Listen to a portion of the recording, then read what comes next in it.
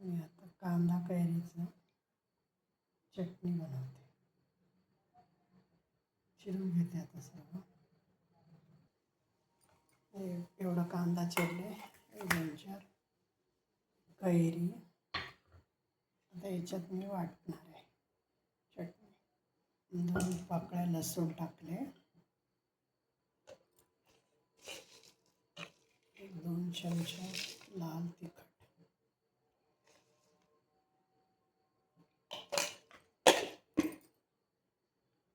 आणि खडी मीठ छान वाटलं जातं. कैरी टाकायची त्यात.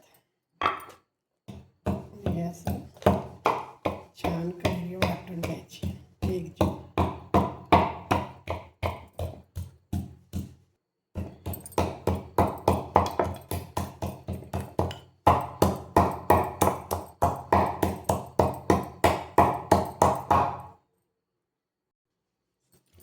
आता हे हलक्या हातानं असं मिक्स करून घ्यायचं.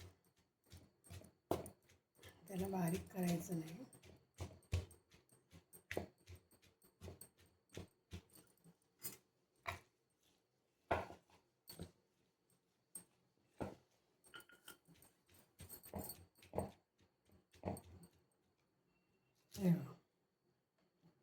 तयार झाली आता चटणी. आता ह्या मातीच्या भांड्यातून भरून ठेवते. 2-4 दिवस छान राहते फ्रीज शिवाय. तयार कांद्याची चटणी खूप टेस्टी लागते. आता हे 2-4 दिवस मातीच्या भांड्यात छान राहते. आमच्याकडची कैरी कांदा चटणी.